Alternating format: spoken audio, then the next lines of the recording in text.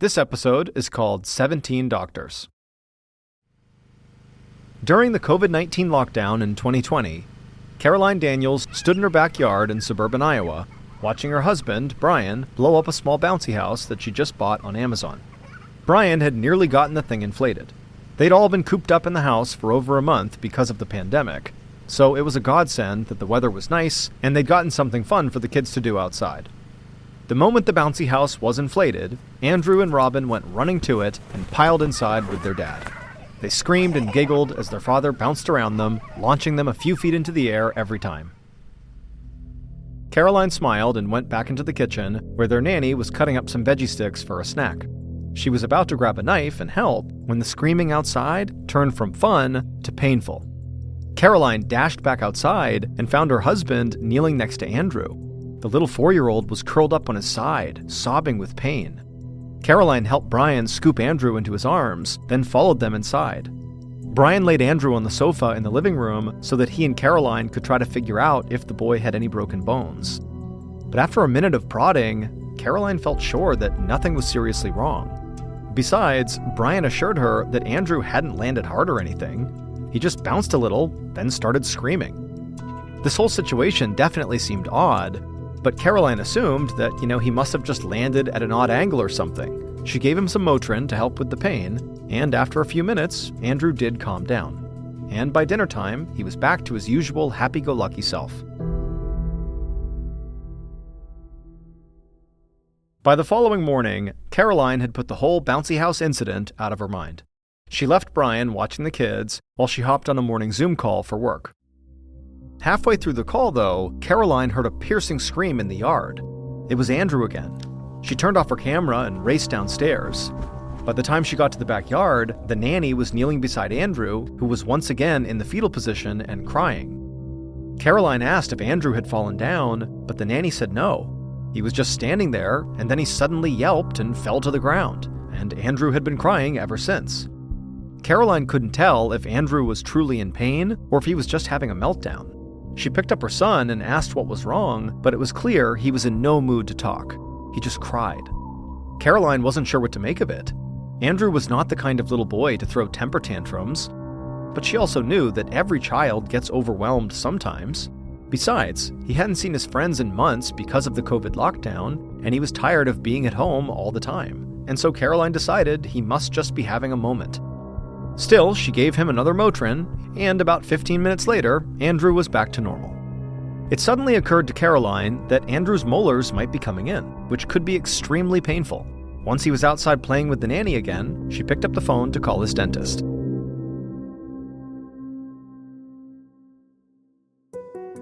A few weeks later, an orthodontist named Dr. Tyson Graham sat down on a stool in his treatment room and turned to face little Andrew, who was sitting up in the examination chair.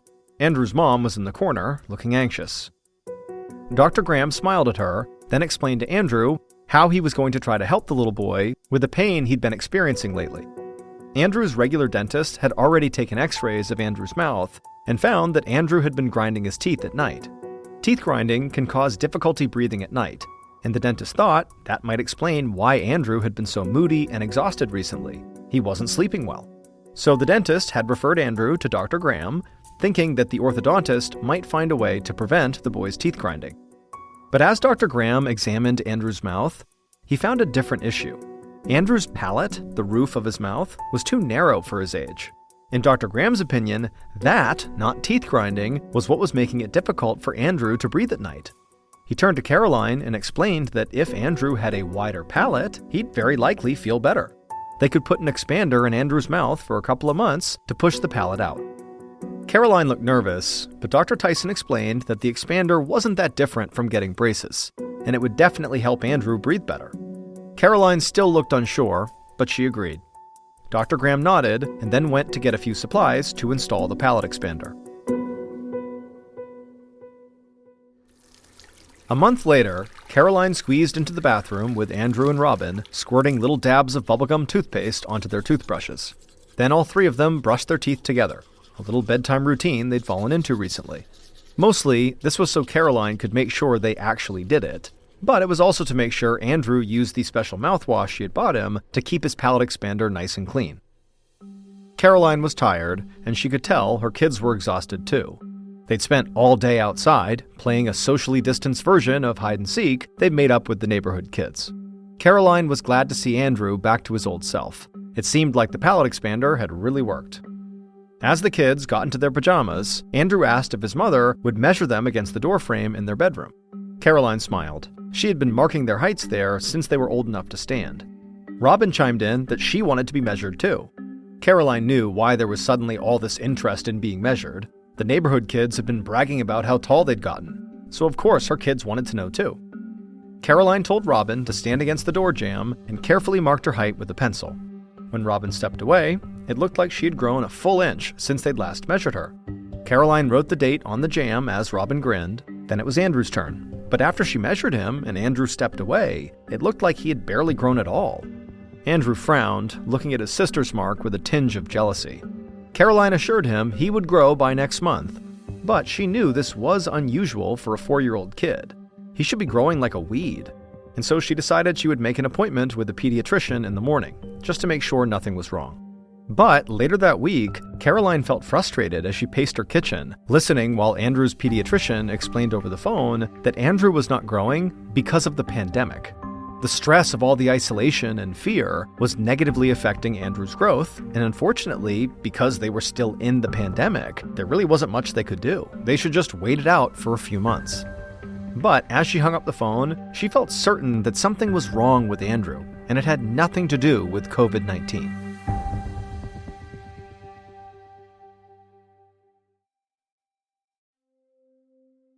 In early 2021, about 9 months after Andrew first started experiencing these sudden bouts of extreme pain, Caroline took him back to his pediatrician for a follow-up. She let Andrew walk ahead of her into the office. She intentionally trailed behind him a little so she could watch his stride. She saw he was dragging his left foot instead of picking it up and actually stepping with it. He'd been doing this whole past week. It was like his right foot was doing all the walking and his left foot was just along for the ride. At this point, it was another symptom to add to the list. Over the past few months, Andrew had been having headaches and meltdowns again. Besides that, he seemed exhausted all the time. The Motrin still helped somewhat, but Caroline could see him getting more solemn and less playful with each passing day. She knew her baby was in pain, and it had to be due to something other than his narrow palate or the pandemic. Caroline had taken him to several doctors, trying to get some answers. A neurologist had told her that Andrew had migraines, while an ear, nose, and throat doctor still believed her son was having breathing issues while sleeping, and so he likely couldn't fall into a deep, undisturbed sleep, which explained why he was so tired. But to Caroline, none of these doctors were addressing the root problem. She felt like each doctor was focusing on one single symptom, but nobody was taking a step back to see the whole picture. What was the underlying condition or disease that was causing all these symptoms? And until somebody could put all the puzzle pieces together, Andrew would be the one suffering. But no matter how many times she tried to communicate this with all the doctors and specialists, it was like nobody seemed to understand. Caroline felt like she was losing her mind, but all she could do was just keep going to more doctors. And so she'd taken Andrew back to his pediatrician's office, hoping maybe he might finally have a real answer for her. While the pediatrician measured Andrew's height and weight, Caroline went through all of Andrew's symptoms. She expected the doctor to offer some kind of overarching explanation. Instead, he just stood upright and told her there was good news. Andrew had grown a bit since his last appointment. Caroline supposed that was good, but the rest of Andrew's symptoms showed no improvement whatsoever. And on the whole, Andrew wasn't feeling good. He was still in pain. And now there was this lazy foot issue. She wanted to know how they could start actively helping her son instead of just tracking all his symptoms. The pediatrician suggested that Caroline put her son in physical therapy to correct his foot imbalance. He promised to write a referral. Caroline thanked him, though secretly she felt overwhelmed by how many appointments this would likely add to their already doctor-heavy calendar. But it just felt like there was nothing else she could do. She had to go through with it. So she smiled and promised the doctor she would get Andrew into therapy soon. Later that week, while Andrew was going through his physical therapy routine, Caroline, who was in the room watching him, felt uneasy. Andrew's therapist, Miss Ashley, was walking Andrew through an examination. Caroline smiled as Andrew walked around the room with a determined look on his face. Miss Ashley took notes and told him he was doing a great job. Then Miss Ashley asked him to sit cross-legged on the floor. Andrew tried, but he couldn't quite get his legs to cross over one another. One leg would bend, but he couldn't bend his other leg enough to sit upright. Before long, he got frustrated and told Miss Ashley he couldn't do it. Miss Ashley said that was okay, and then they moved on to other activities. After his session was over, Andrew came running over to his mom, and Caroline scooped him up. She let him rest his head on her shoulder, and then Miss Ashley came over and explained that Andrew might have a congenital condition called Chiari malformation. That's when a part of the brain, called the cerebellum, bulges through an opening at the back of the skull, right where the skull joins the spinal canal.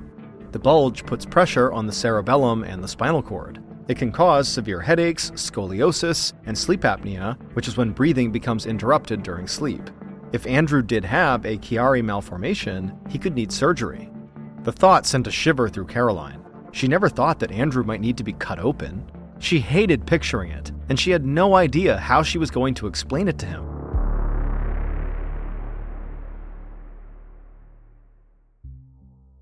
The following winter, in 2022, Caroline was in Andrew's bedroom helping him into his pajamas, the same pair of red flannel pajamas that he'd been wearing for 2 years now. It felt like his sister Robin outgrew her clothes every few months, but Andrew hadn't needed new pajamas or t-shirts since before COVID.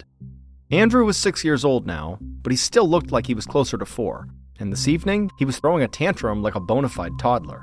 But Caroline didn't blame him. After dinner, she and Brian had taken Andrew out for ice cream and broke the news. Because of what was going on with him, he had to quit his hockey team. The skating was causing too much pain in his knees and back. It was just too much for his underdeveloped body. At first, Caroline just felt heartbroken for making Andrew so sad. But now, she was so frustrated, she was becoming angry at all the doctors.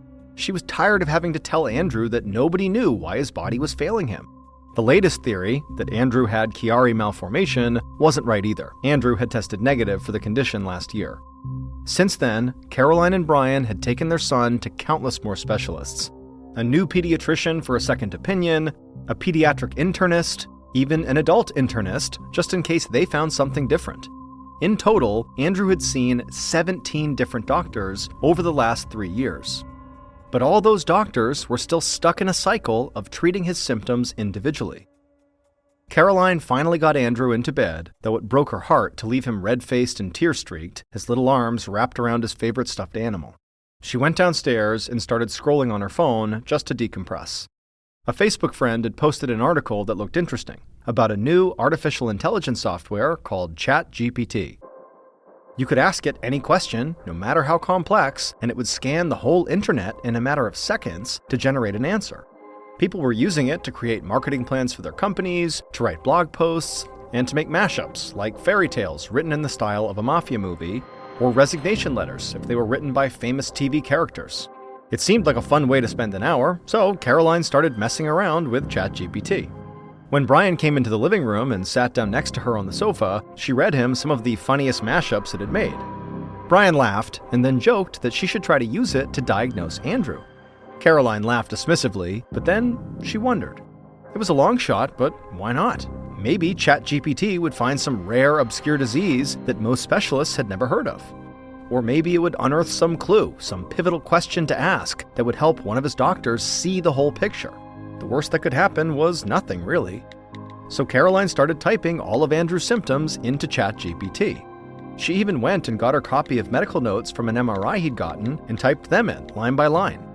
It was a tedious process, especially doing it on her phone, but eventually when she was done, she hit enter and waited. A few moments later, the little text box started suggesting possible answers, but they were all conditions that Andrew had already been tested for. Caroline's heart sank. She felt stupid for thinking this brand new internet AI chat box could magically diagnose her child, but then she realized she actually had left out one of his symptoms, the fact that he could no longer sit cross-legged. She told ChatGPT to redo the search, including that symptom, and within moments, it suggested a condition that she'd never heard of, and none of Andrew's doctors had ever mentioned it either. But as she started reading the symptoms of this condition aloud, Brian sat up straight, his eyes going wide. He ran to get his laptop, and Caroline started researching on her phone. Eventually, she found a Facebook group for families living with and caring for those with this condition, and to her surprise, their stories were nearly identical to Andrew's. A week later, Caroline was bursting with anticipation as she sat next to Andrew in a brand new doctor's office. They were waiting to see Dr. Hannah Gordon, a pediatric neurosurgeon. Caroline had brought a packet of research with her and had it waiting on her lap for when the doctor came in. She hoped that by the end of the appointment, Dr. Gordon would be able to officially diagnose Andrew and that Caroline would finally know what was wrong with her son.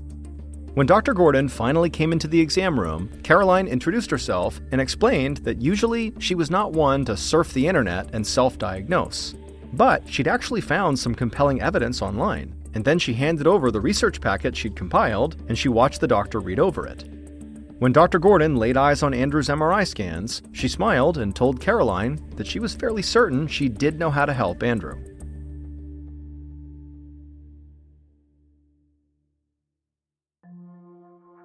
Dr. Gordon explained that Andrew was suffering from a condition called tethered cord syndrome, the same condition that ChatGPT had identified. The spinal cord runs like a cable through the bones that make up the spine, from the base of the skull to the tailbone. However, in rare cases, the spinal cord improperly attaches itself to something inside the bones of the spinal column. As a result, the spinal cord's movement is limited. In short, it gets stuck. Andrew's spinal cord was stuck to one of those growing spinal bones, causing him extreme pain and all his other symptoms. It was also why he couldn't sit cross-legged, a symptom that's so common among people with tethered cord syndrome that ChatGPT recognized the pattern. Caroline believes that ChatGPT was able to diagnose Andrew because it was doing the very thing she had spent years asking doctors to do. It took a step back and considered all of Andrew's symptoms, instead of picking and choosing or focusing on them one by one. Luckily for Andrew, he was able to undergo surgery to detach his spinal cord from where it was stuck. Once the tension was gone, Andrew's symptoms soon disappeared, and he went back to his happy-go-lucky self. For real this time.